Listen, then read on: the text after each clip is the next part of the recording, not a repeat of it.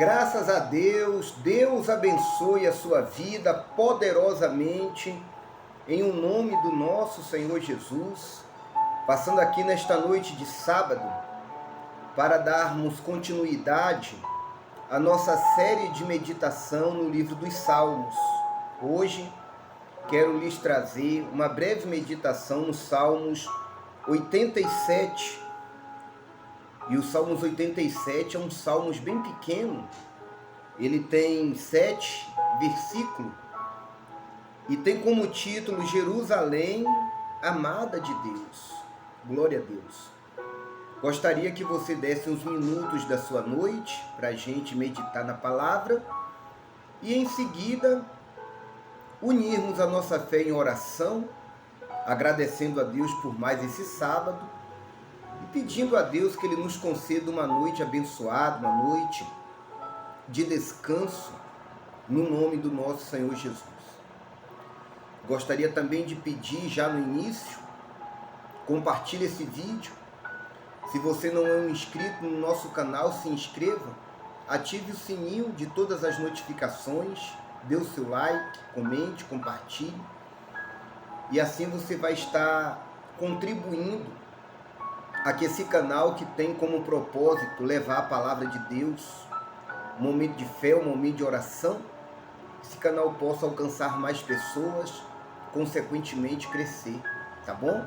Com a sua ajuda também, no nome de Jesus. Vamos ao que diz a palavra? Vamos ao que diz o Salmos 87?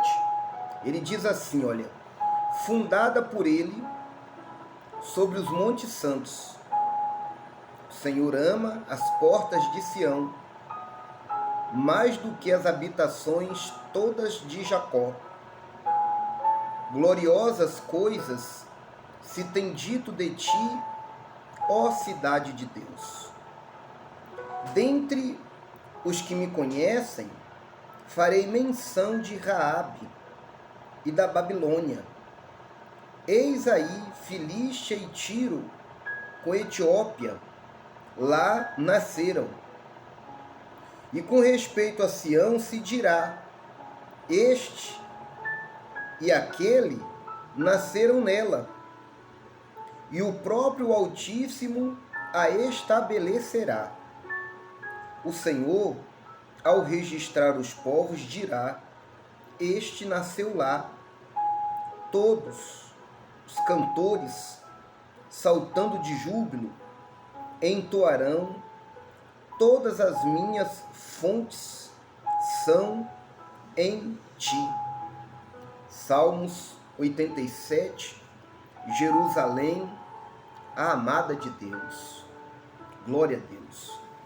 A Bíblia fala da Jerusalém celestial, a Jerusalém, cidade santa, preparada para o seu povo. Você acredita nestas palavras? Você acredita na palavra de Deus, nas promessas de Deus?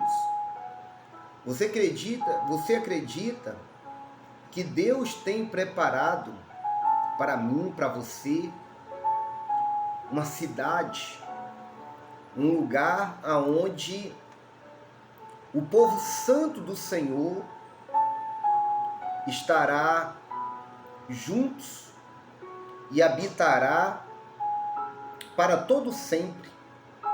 Você acredita? Você crê nas promessas de Deus? Você crê na Sagrada Escritura? A gente, muitas vezes, é interessante que a gente fala que acredita, por exemplo, que Deus pode curar. A gente fala muitas vezes que acredita que Deus pode prosperar, que Deus pode abrir portas. Se você parar e observar direitinho, a grande maioria das pessoas, elas acreditam nas coisas concernentes ao que a gente necessita para essa vida. E muitas vezes ela não acredita no mais importante, quando, por exemplo, a Bíblia fala da Jerusalém celestial, a cidade santa, a cidade de Deus, aonde os salvos hão de habitar. Muitas pessoas não acreditam, por exemplo, que assim como há vida terrena, vida física, vida material, há também vida espiritual, celestial. Então, as nossas crenças devem não somente se restringir ao que diz respeito às promessas concernentes às coisas que precisamos nesta vida. Não. As nossas crenças têm que se estender, porque a palavra de Deus nos ensina que se a nossa esperança em Cristo se limita apenas a esta vida, somos os mais miseráveis de todos os homens. O que significa dizer que a nossa esperança em Cristo deve se estender e ir além de uma esperança mera e mortal que diz respeito única e simplesmente a esta vida. Não. Mas a nossa esperança em Cristo deve se estender a tudo aquilo que diz respeito concernente suas promessas na vida espiritual, na vida vindoura. Jesus falou da vida vindoura. O Espírito Santo, na boca do apóstolo Paulo, falou da vida vindoura. O Senhor Jesus, ele disse: aquele que deixar tudo por amor de mim, receberá 100 tantos mais nesta vida, e no porvir a vida eterna. Então a nossa crença em Deus, nas coisas de Deus, na palavra e nas promessas de Deus, não deve se limitar somente nisso aqui que a gente vive, que a gente vê, não.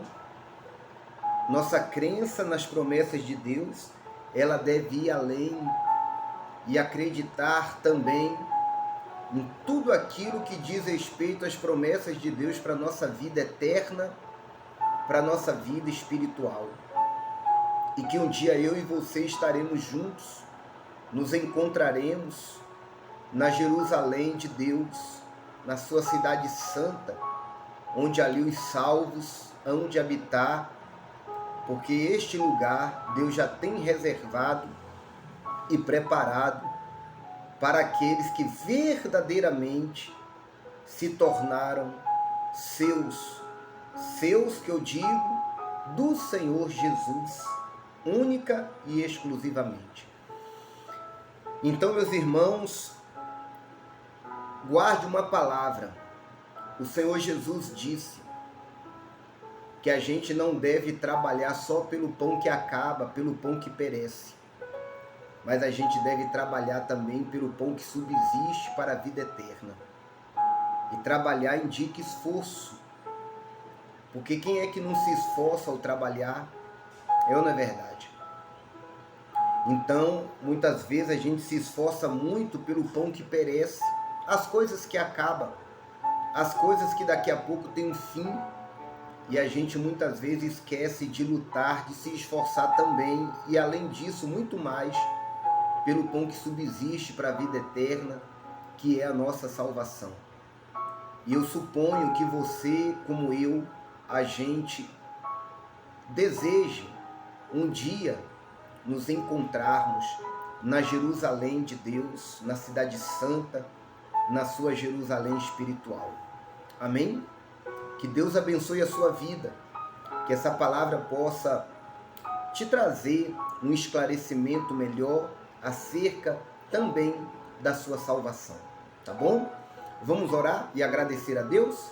Querido Deus e Pai Todo-Poderoso, obrigado por esse sábado, obrigado por mais esse dia, louvado seja o teu nome.